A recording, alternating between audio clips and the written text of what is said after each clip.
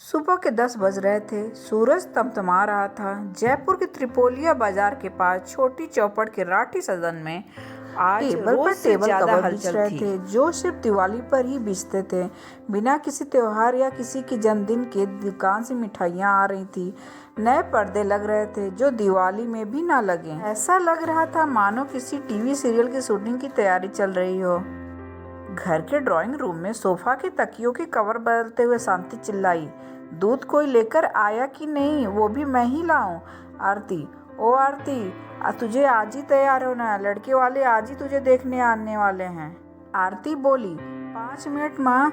इस पर शांति फिर चिल्लाई, हाँ, जब फरवरी की 30 तारीख आएगी उस दिन तेरे 5 मिनट पूरे हो जाएंगे।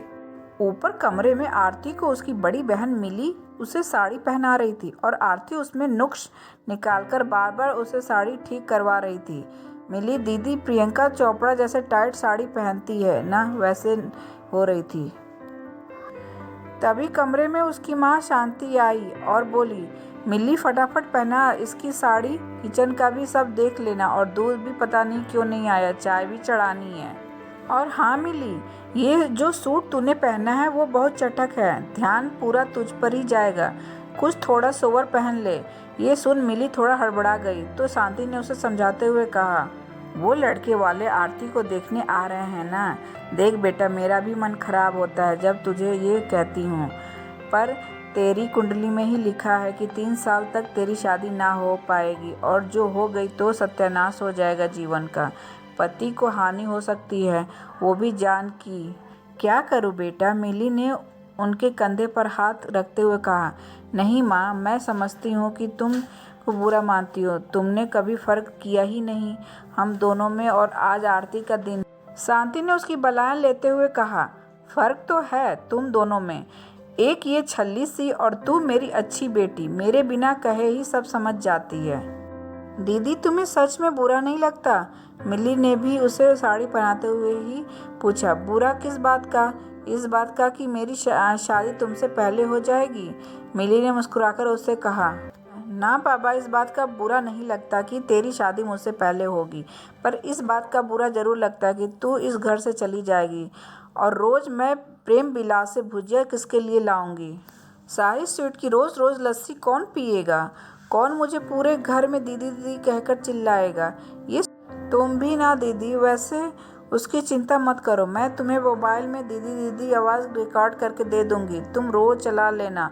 और रही बात शाही स्वीट की लस्सी और प्रेम विलास की भुजिया, तो वो मैं पैक करवा लूँगी। उसकी इस बात पर दोनों बहनें खिलखिलाकर हंस दी। तभी शांति ने फिर मिली की आवाज़ दी, मिली, ओ मिली, चल मैं जाती हूँ, काम है। और सुन, साड़ी को लेकर ज़्यादा नर्वस मत हो, तू बहुत अच्छी लग रही है, प्रियंका चोपड़ा से भी ज़्यादा।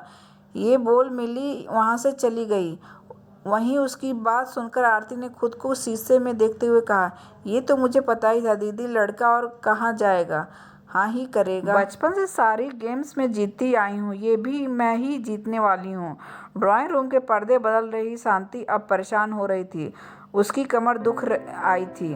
तभी विनोद राठी हाथ में थैलियाँ लेकर घर के अंदर आए। शांति ने उन्हें आते देख कहा, इतनी देर क्यों लगा दी? दुकान पर चीजें लेने गए थे या दुकान वाले का हाथ बटाने?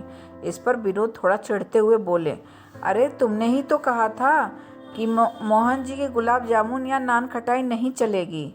बड़ी बेकरी से बिस्कुट और कुकी लेकर आओ, वो भी डाइट वाले, तो देर तो लगेगी ना। पर क्या ये ज़्यादा नहीं कर रही हो तुम? ऐसा 56 भोग तो हमने भगवान को भी नहीं लगाया कभी। शांति ने उन्हें याद दिलाते हुए कहा, अरे बड़े लोग हैं वो, आप जैसे नहीं। प्रेम विलास की भुजिया मिल गई और खुश हो गए, वो तो सब इम्पोर्टेड चीज़ें ही इस्तेमाल करते हैं, एकदम हाई फाई। ये गुलाब जामुन वगैरह चर्बी बढ़ाने वाली चीज़ें लगती हैं उन्हें। वो क्या सोचेंगे? हमको इतना भी नहीं पता कि डाइट वाली चीज़ें खानी चाहिए। उन्हें तो हाँ करके ही जाना है, बिना हाँ किए जाने न देंगे। इस पर विनोद उनसे बोले, अरे तो पहले बताती, मैं लंबी सी रस्सी लेकर आता, बांध देते उनको यहाँ जब तक हाँ ना कहते। कहते हुए वो हंसने लगे तो शांति गुस्से में बोली, हंस लो, अभी हंस लो, जब ये लॉटरी हाथ आएगी तब आप खुद कहोगे, वाह रानी, क्या दिमाग लगाया है। उनकी ये बात सुनकर विनोद सोफे पर पसर कर बोले, तुम कहो तो तुमको वाकई लॉटरी का टिकट ला दे। ये जो लड़का आने वाला है तुम्हारी बिटिया से शादी करने, इसको लॉटरी का खेल मत समझो। शांति उनकी बातें अनसुनी कर थैलियों में कुछ ढूंढने लगी, फिर बोली, दूध कहाँ है? विनोद के ये पूछने पर शांति उन पर बरस पड़ी। बड़ी बड़ी बातें करा लो, बैठे बैठे दर्शन शास्त्र पढ़वा दो, पर असल जिंदगी का कोई काम दे दो तो कर नहीं पाते। अब ये कुकी किसके साथ खिलाऊंगी? चाय तो चाहिए ना। ये सुन विनोद फिर खड़े होकर बोले, फिर मार्केट जाऊं मैं? नहीं, आप बैठे रहो यहीं, या ये वाले पर्दे बदल दो, मेरे तो कमर दुख आई है। आप कुछ काम ही कर लो। एक तो काम भी करो, ऊपर से बुरी भी बनो। छोड़ो, दूध तो मैं ले आती हूँ। कहते हुए शांति किचन में चली गई। मिली वहाँ पकौड़े तल रही थी। तभी शांति ने उससे कहा, मैंने तेरे बाबा से कहा था एक्स्ट्रा दूध लाने के लिए, पर वो भूल गए और अब मुझे ही जाना पड़ेगा। कमर दुख आई है मेरी। सुन, पकौड़े थोड़े ज़्यादा बना देना, रात को यही खाएंगे, मैं खाना नहीं बनाने वाली। तभी मिली ने उनसे कहा, माँ तुम्हें बहुत दर्द हो रहा है तो मैं चली जाती हूँ दुकान। नहीं बेटा, तू कितना काम करेगी? इस पर मिली मुस्कुराने लगी। काम कहाँ किया मैंने, सुबह से क्या काम किया? बस 2 पकौड़े तो तले हैं मैंने। बताओ कितना लाऊं? 30 रुपए का काफ़ी होगा? नहीं नहीं, 50 का ला, कुछ कम नहीं पड़ना चाहिए, ज़्यादा भले ही हो जाए। वो जब जाने लगी तो शांति ने उसे पीछे से बुलाया, सुन मिली, देख तू बड़ी है, तू जब सामने जाएगी सबके तो सब पूछेंगे कि तू कौन है, फिर हमें बताना पड़ेगा कि तू बड़ी बहन है। फिर ये सवाल आएगा कि जब बड़ी बैठी है तो छोटी की शादी का रिश्ता क्यों? फिर तेरी कुंडली का भी बताना पड़ेगा। और आजकल तो बड़े शकी हैं, कहीं वो आरती की कुंडली पर भी शक करने लगे तो हम ये कह देंगे तू छोटी हो। झूठ बोलना तो नहीं चाहिए, पर क्या करें। ये सब सुनकर मिली हिचकिचाकर बोली, नहीं माँ, मैं सामने ही नहीं जाऊंगी तो झूठ भी नहीं बोलना पड़ेगा। शांति फिर उसकी बलाइयाँ लेती हुई बोली, हाँ बेटा, ये ठीक रहेगा, कितना सोचती है तू। भगवान करे तेरे दशा वशा सब खत्म हो जाए और तुझे भी हीरे जैसा लड़का मिले। मिली मुस्कुराकर वहाँ से चली गई। वो अपने घर के पास दुकान पर दूध लेने पहुंची तो दुकान पर बैठे भैया ने पूछा, बहन के लिए रिश्ता आ रहा है ना? मिली ने मुस्कुराकर गर्दन हाँ में हिलाई। भैया ने उससे पूछा, अच्छा है, बहन की तो हो जाए, पर तुम आज छोटू को पढ़ाने आओगी? छोटू वहीं बैठा मोबाइल में गेम खेल रहा था। नहीं भैया, आज नहीं आ पाऊंगी। ये सुन छोटू की बत्तीसी वाली स्माइल आ गई और वो धीरे से बोला, यस। ये देख मिली दबी हुई हंसी और बोली, पर कल क्लास भी होगी और टेस्ट भी होगा। टेस्ट का नाम सुनते ही छोटू का मुंह थोड़ा उतर गया। मिली घर जाते वक्त सड़क के किनारे बच्चों को खेलते हुए देख रही थी। उसे अपना और आरती का बचपन याद आ रहा था। कैसे हर बार उसके रूठने पर वो उसे मनाती थी, चाहे गलती आरती की ही क्यों ना हो। जब वो लुका छिपी खेलते थे तो वो जानबूझकर हार जाती थी ताकि आरती जीते।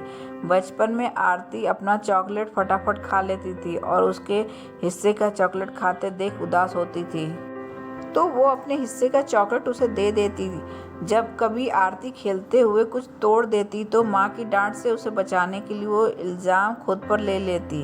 इतने नाजों से पाला था आरती को। जब वो ससुराल जाएगी तो खुश तो रहेगी ना? उसे सब वहाँ ऐसे ही रखेंगे ना जैसे यहाँ पर रखते थे? कितने सारे ख्याल मिली के मन में चलने लगे। फिर खुद ही अपने सवालों का जवाब देते हुए खुद से बोली, अरे खुश रहेगी, क्यों नहीं रहेगी? हमारी आरती भी कम है क्या? कितनी अच्छी दिखती है, बातें करने में तो लाजवाब है, जब मूड में हो खाना भी गजब बना लेती है। यही खुद से कहते कहते वो घर पहुंची। शांति दरवाजे पर ही उसका इंतजार कर रही थी। उसके आते ही वो बोली, जल्दी कर बेटा, वो आने ही वाले हैं, फटाफट चाय चढ़ा दे और सुन, शक्कर मत डालना चाय में, अलग से कटोरी में लेकर आना, क्या पता वो बड़े लोग बिना शक्कर की चाय पीते हो। मिली हाँ मैं सर हिलाकर किचन की तरफ चली गई। शांति ने उसे पीछे से आवाज़ देकर कहा, हाँ माँ, मैं सब कर दूंगी, आप चिंता मत करो। तभी सोफा पर बैठे ये सब सुन रहे विनोद बीच में बोले, क्यों नहीं आएगी ये सामने, क्यों मना कर रही हो इसको? शांति ने चिढ़कर उन्हें जवाब दिया, क्योंकि मैं दुश्मन हूँ ना इसकी। ये सुनकर मिली उन्हें टोकते हुए बोली, नहीं माँ, ऐसा मत बोलो, कोई दुश्मन नहीं है हमारा। और बाबा, ये ना हम दोनों के बीच की बात है, आपको नहीं पता। विनोद ने उसे समझाते हुए कहा, बेटा, अच्छा होने में और बेवकूफ़ होने में बड़ा महीन फ़र्क होता है। उनकी ये बात शांति ने गुस्से में कहा, तुम भड़काओ मेरी बेटी को मेरे खिलाफ। उनका गुस्सा देख विनोद ने कहा, जाओ पहले देखो लॉटरी में जो नंबर निकला है उस नंबर की पर्ची तैयार है कि नहीं, आरती तैयार है कि नहीं। हाँ, एक बेटी को दुश्मन बना दिया और दूसरी बेटी को पर्ची बना दिया मैंने।